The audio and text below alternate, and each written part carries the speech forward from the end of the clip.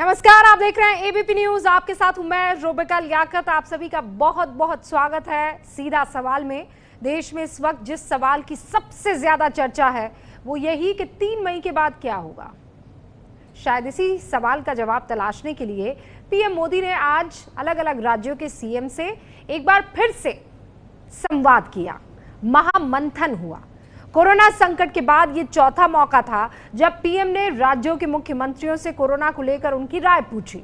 इस बैठक में पीएम ने साफ किया कि कोरोना के खिलाफ लड़ाई में हमारी सामूहिक कोशिशों का असर दिख रहा है, लॉकडाउन का फायदा हमें मिल रहा है। लेकिन सवाल ये भी है कि अगर लॉकडाउन से फायदा दिख रहा है तो क्या लॉकडाउन आगे भी जारी रहेगा। सवाल ये भी है कि अगर लॉकडाउन जारी रहेगा तो क्या देश उसके लिए तैयार है। इकोनॉमी का क्या होगा। आज सीधा सवाल में 3 राज्यों के यानी राजस्थान के, उत्तराखंड के, हिमाचल प्रदेश के मुख्यमंत्री और यूपी के उप मुख्यमंत्री हमारे साथ होंगे और बताएंगे कि 3 मई के बाद उनके राज्यों का प्लान क्या है। यानी अगर आप उन राज्यों में रहते हैं तो 5 बजे का सीधा सवाल आपके लिए आज बहुत बहुत महत्वपूर्ण है। आप ये रिपोर्ट देखिए और फिर शुरुआत होगी।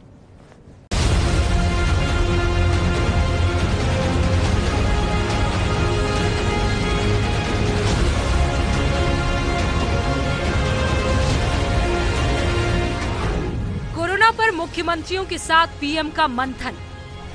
प्रधानमंत्री ने कहा लॉकडाउन का हमें फायदा मिला।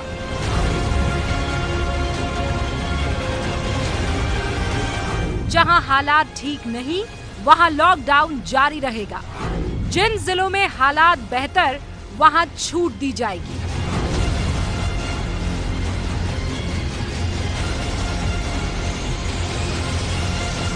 कुछ राज्यों ने दी लॉकडाउन बढ़ाने की सलाह।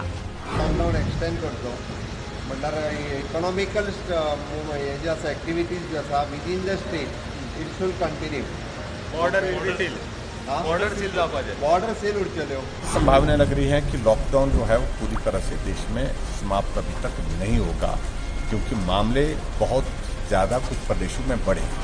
कोरोना पर सरकार के काम से कांग्रेस भी खुश।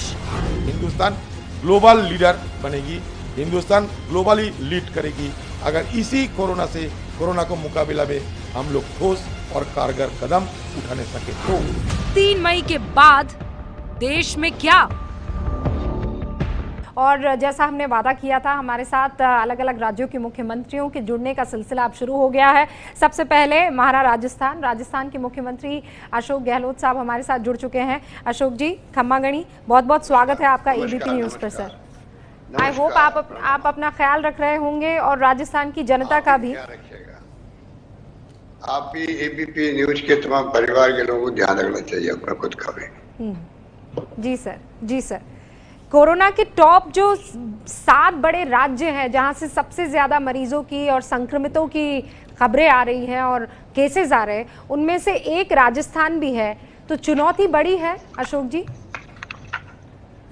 ये चुनौती बड़ी है, पर अब देखा होगा कि सभी पैरामीटर में राजस्थान सबसे बेस्ट है। फिर भी जैसे आप देखिए जो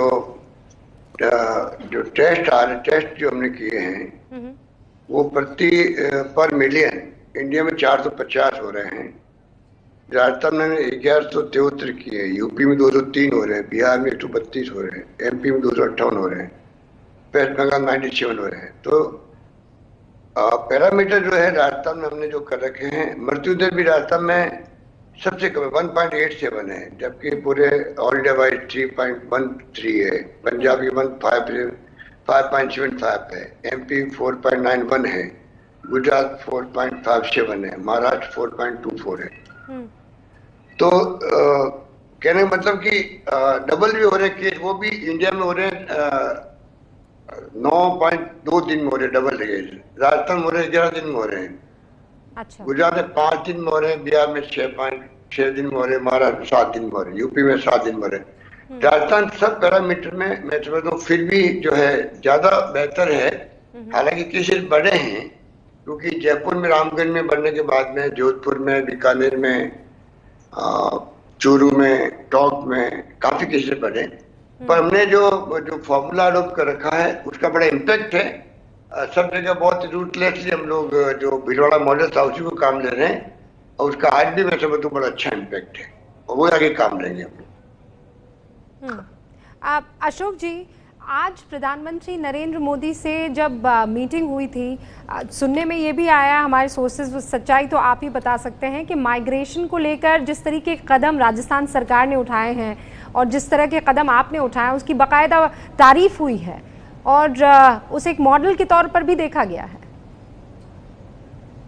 प्रधानमंत्री जी ने जो राजस्थान में नए नए इनिशिएटिव लिए गए उसके बारे में दो बातें कही। एक तो अच्छे इनिशिएटिव लिए गए राजस्थान के अंदर, और दूसरा मजदूरों के बारे में कहा गया कि उनको जो है उनके काम के घंटे बढ़ा के एक्स्ट्रा पैसा मिले उनको, और ऐसे स्थिति में कि कम मजदूरों का काम चल रहा है, एक निर्णय हमने किया था, उसको भी उन्होंने उसका जिक्र किया और उन्होंने उसको अप्रिशिएट किया। क्योंकि हमने यहाँ पर क्या किया, कर्फ्यू क्षेत्र में भी जो आयुष्मान भारत महात्मा गांधी बीमा योजना है उसका जो डेटाबेस हमारे पास में है, कंप्यूटर में है, आईटी के विभाग के हिसाब से, उसमें हमने पता किया उसमें 60 ईयर से ऊपर उम्र के कौन लोग हैं, तो उनका अलग से उनको चिन्हित करके फोकस किया जा रहा है उनका साइंटिफिक वे से। अच्छा। उसी प्रकार नॉन कोविड बीमारियों के लिए अलग से अस्पताल चिन्हित कर दिए गए, क्योंकि उससे लोगों को कॉन्फिडेंस बना रहे। और 400 मोबाइल वैन लगाई हम लोगों ने पूरे राजस्थान के अंदर, हर ब्लॉक के अंदर, जिससे कि रेगुलर जो बीमार होते हैं उनको कोई तकलीफ नहीं आए। उसी प्रकार से गर्भवती महिलाएं हैं, प्रेग्नेंट औरतें हैं, उनकी पूरी ट्रैकिंग करके उनके लिए अलग से डिलीवरी ढंग से हो, तकलीफ नहीं पाए। अभी 2200 डिलीवरी हुई 1 महीने के अंदर जयपुर के अंदर, पूरी ट्रैकिंग उसकी की गई। निजी अस्पतालों को पाबंद किया गया कि वो टाइमली इलाज करे सबका, प्राइवेट किसी को मना नहीं कर सकते, ये उनको पाबंद किया गया। इस प्रकार कई फैसले हमने किए थे। इसलिए उन्होंने कहा कि जैसे हमने फूड प्रोसेसिंग के लिए किसानों के लिए क्या रखा कि 10 हेक्टेयर तक जमीनों में वो खुद अपनी इंडस्ट्री लगाए, कहीं जाने की जरूरत नहीं, ना लैंड यूज चेंज होगा। और इसी प्रकार एमएसएमई जो छोटे उद्योग हैं उनको भी 3 साल तक पूछने की जरूरत नहीं, वो अपना काम शुरू कर सकते। तो जो हमने इनिशिएटिव एक के बाद एक लिए हैं उसको लेके प्रधानमंत्री जी ने कहा कि आपके इनिशिएटिव बहुत शानदार है और मजदूरों के लिए भी आपने अच्छा फैसला किया, ये बात हुई थी। अशोक जी, इसके लिए आपको हमारी तरफ से भी मुबारकबाद। लेकिन एक बड़ा सवाल ये है कि 3 मई के बाद राजस्थान की क्या रूपरेखा रहने वाली है। राजस्थान के तमाम लोग जो इस वक्त राजस्थान के मुखिया को सुन रहे हैं, क्या रूपरेखा है, आपने क्या प्लान किया है 3 मई के बाद? देखिए, वैसे तो क्योंकि कोरोना को लेके राष्ट्रीय स्तर पर तमाम फैसले हो रहे हैं, उसी गाइडलाइन को सब राज्य फॉलो कर रहे हैं, पर क्योंकि सब राज्यों में अपनी अलग अलग समस्याएं होती है और राज्यों में भी, जिलों में अलग अलग प्रोफाइल है, तो राजस्थान भी चाहेगा कि हम अपनी तैयारी कर रहे हैं। 3 तारीख को जो गाइडलाइन आएगी, आधार तो वही होगा, पर साथ में मैं चाहता हूँ कि जैसे अभी 20 तारीख को हमने मॉडिफाइड लॉकडाउन शुरू किया, उसके बाद में आपको जान के खुशी होगी कि राजस्थान में करीब 7,000 इकाइयाँ शुरू हो गई, इंडस्ट्री की हो गई शुरू। करीब 45,000 से 50,000 मजदूर काम पे आ गए वहाँ पर। इस प्रकार से जो हमने फैसले किए हैं उसका लाभ मिला, दुकानें खुलने लग गई है। और जहाँ हॉटस्पॉट नहीं है वहाँ पे अलग पॉलिसी होगी। हॉटस्पॉट पॉलिसी कोई चेंज नहीं होगी, वो पहली तरह के कर्फ्यू है, चाहे वहाँ पर अन्य तरह से हम ट्रैकिंग कर रहे हैं, सर्वे कर रहे हैं, स्क्रीनिंग कर रहे हैं, वो काम चालू रहेगा वहाँ पर। बाकी जगहों पर इकाइयाँ खुल सकती है, दुकानें खुल सकती है, क्योंकि बिना इकोनॉमी के तो आप कोरोना से लोग नहीं मरेंगे, इतने तो भूख से मर जाएंगे अगर हमने देश की इकोनॉमी का ध्यान नहीं दिया तो इकोनॉमी का ध्यान देना ही बहुत आवश्यक है और कोरोना कंट्रोल करना अति आवश्यक है। तो दोनों संतुलन करके हम लोग फैसले करेंगे। मतलब आप भी फेज वाइज, ये जो आप कह रहे हैं 20 तारीख को मॉडिफाइड लॉकडाउन जो आपने प्रयोग किया है, क्या वो काम कर रहा है? क्या वो उसे हम सक्सेसफुल कह सकते हैं अशोक जी? बिल्कुल बिल्कुल।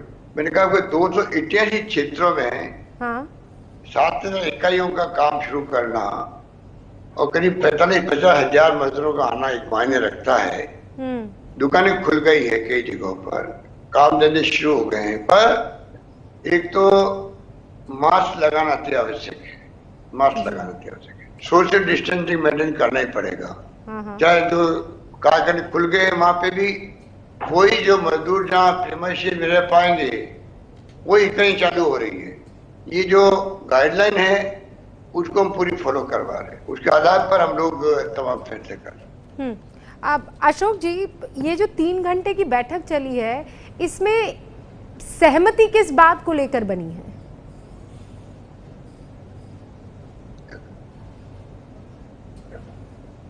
आ, 3 घंटे की बैठक में सब राज्यों ने अपनी अपनी बात कही। सब मुख्यमंत्रियों ने जो वो परफॉर्म क्या कर रहे हैं उस पर प्रकाश डाला। कुछ लोगों ने ईश्वर जी जो मैं दे रहा हूँ आपको, कुछ लोगों ने जैसे नारायण स्वामी है, मिस्टर नारायण स्वामी जो चीफ मिनिस्टर पुडुचेरी के, उन्होंने भी जो आर्थिक एजेंडा क्या होना चाहिए देश के अंदर। और आपको मालूम है कि मैं प्रधानमंत्री जी के साथ में पहले लग चुका हूँ, आर्थिक रूप से क्या क्या एजेंडा हो देश के लिए, राज्यों के लिए। आज भी मैं प्रधानमंत्री जी ने कहा है कि जो मुख्यमंत्री नहीं बोल पा रहे हैं उनको चाहिए कि वो मुझे लिख के भेजे। आज ही मैं लिख के भेज रहा हूँ 15 सूत्री कार्यक्रम, जिसके अंदर जो भी हमारी भावनाएं हैं कि कैसे इकोनॉमिक रूप से हम लोग पुनः गाड़ी पटरी पर आए, क्योंकि पूरा कोलैप्स हो गया है, आपका अर्थव्यवस्था कोलैप्स हो गई है लॉकडाउन के कारण से। तो हम लोगों ने पहले भी मांग करी थी किस प्रकार से आप पैकेज दें, राष्ट्रीय स्तर पर पैकेज दें सब राज्यों को। किस प्रकार जो स्टिमुलस पैकेज यूपीए गवर्नमेंट ने दिया था, जब सोनिया गांधी जी और डॉक्टर मनमोहन जी थे तब दिया था, स्टिमुलस पैकेज दिया था प्रणब मुखर्जी ने। आज दुनिया के मुल्क जो दे रहे हैं लगातार, अमेरिका, इंग्लैंड, जर्मनी, जापान सब दे रहे हैं, उसके बगैर काम चल नहीं सकता। तो बड़ा स्टिमुलस पैकेज आएगा देश के अंदर। अभी तो 1.7 लाख करोड़ का दिया है भारत सरकार ने, बहुत कम है। उन लोगों ने जीडीपी का 12% से 15% तक पैकेज दिया है इंडस्ट्री को रिवाइव करने के लिए, मजदूरों के लिए, गरीबों के लिए, डेस्टिट्यूट के लिए, एमएसएमई के लिए। तो पूरा पैकेज आए देश के लिए। उसी ढंग से इंटरेस्ट फ्री लोन मिले राज्यों को, लोन की सीमा बढ़ जाए। ऐसे 15 सूत्री कार्यक्रम में बना रहा हूँ, वो मैं लिख के भेज रहा हूँ आज ही प्रधानमंत्री जी को। इस प्रकार से लोगों ने कई सुझाव दिए अपने अपने, वही हुआ है। अब अशोक जी, मैं अब टेस्टिंग को लेकर आपसे सवाल पूछना चाहती हूँ, और उससे पहले आपने कहा दुकानें जो हैं वो कई जगह पर खुल गई है, 45,000 मजदूर जो हैं वो काम पर लौट गए हैं। तो ये जो केंद्र ने कुछ राज्यों को अनुमति दे दी थी कि दुकान खोल दी जाए, उसमें राजस्थान भी एक है, और फैसला ये है कि दुकानें खोल सकते हैं, मतलब लोग अपने आसपास की दुकानें, रोजमर्रा की दुकानें खोल सकते हैं राजस्थान में। देखिए, बड़े मार्केट की छूट नहीं है, पर जो बिखरी हुई दुकानें हैं गाँव के अंदर है या जो हॉट स्पॉट नहीं है, उस एरिया में जो दुकानें छितरी हुई दुकानें हैं उनको लिए खोलने की बात की गई है। उससे काफी रिलीफ मिली है और धीरे धीरे हम और आगे बढ़ेंगे किस प्रकार से वापस गाड़ी लाइन पे आए, पटरी पर आए। तो इस प्रकार से शुरू किया गया। शुरू करने का अच्छा संकेत है। मजदूरों का बड़ा काम हो रहा है।